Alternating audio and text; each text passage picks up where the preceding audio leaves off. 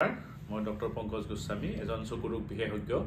আজি চকুত ছানি পৰা ৰোগৰ অপাৰেশ্যন কৰাৰ আগত আৰু পিছত কি কি সাৱধানতা ল'ব লাগে সেই সম্পৰ্কে দুআষাৰ ক'বলৈ ওলাইছোঁ।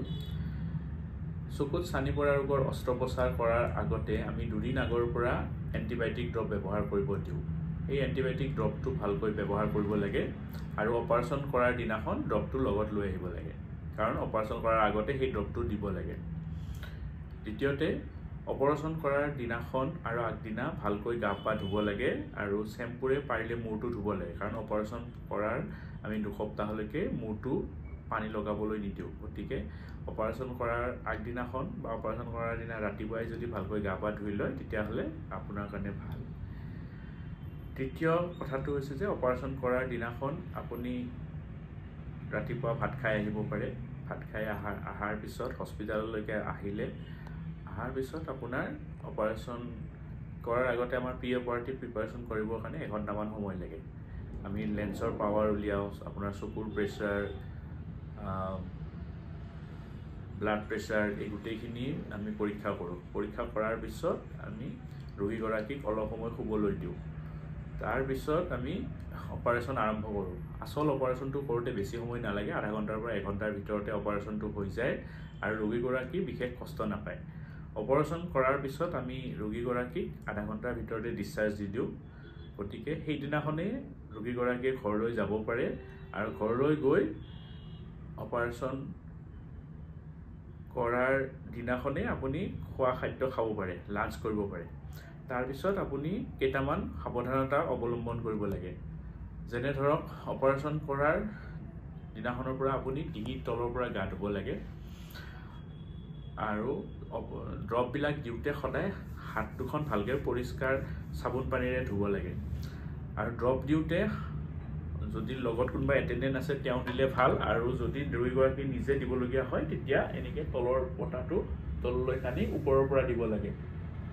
মনত ৰাখিব লাগে যাতে ড্ৰপাৰৰ টিপটোৱে চকুত আঘাত কৰিব নোৱাৰে, কাৰণ কিছুমানে দেখা যায় যে চকুটোৰ একেবাৰে লাগু নালাগুকৈ ড্ৰপটো দিয়ে। কেতিয়াবা যদি চকুৰ সেই ড্ৰপৰ টিপটোৱে চকুত লাগে তাৰ পৰাও কেতিয়াবা ইনফেকশ্যন হোৱা দেখা যায়।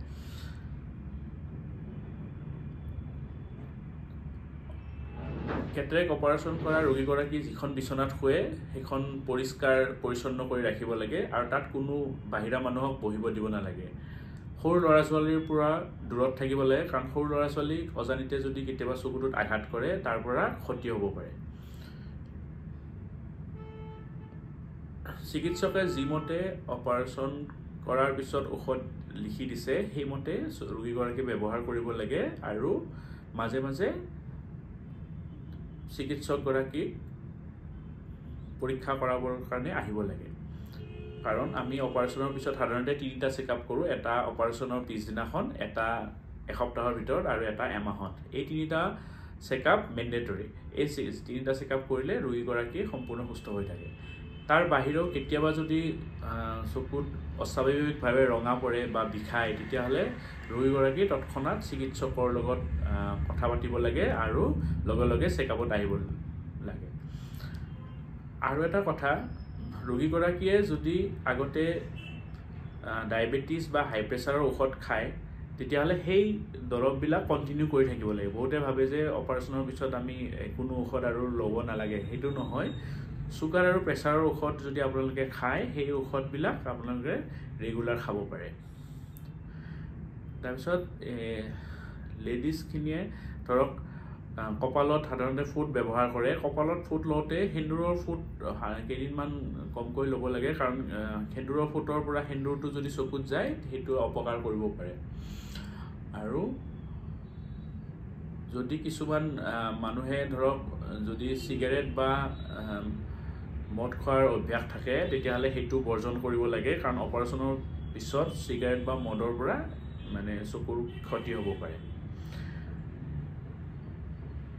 তাৰ বাহিৰেও ধৰক চকুৰ কিবা অস্বাভাৱিক পৰিৱৰ্তন হ'লে আমি চকু চিকিৎসকৰ পৰামৰ্শ গ্ৰহণ কৰিব লাগে। সাধাৰণতে অপাৰেশ্যন কৰাৰ পিছত প্ৰায় 2 সপ্তাহমানৰ ভিতৰতে মানুহজনে আগৰ দৃষ্টি ঘূৰাই পায় আৰু এই 2 সপ্তাহ সময় ৰোগীগৰাকীয়ে সম্পূৰ্ণ সাৱধানতা অৱলম্বন কৰিব লাগে।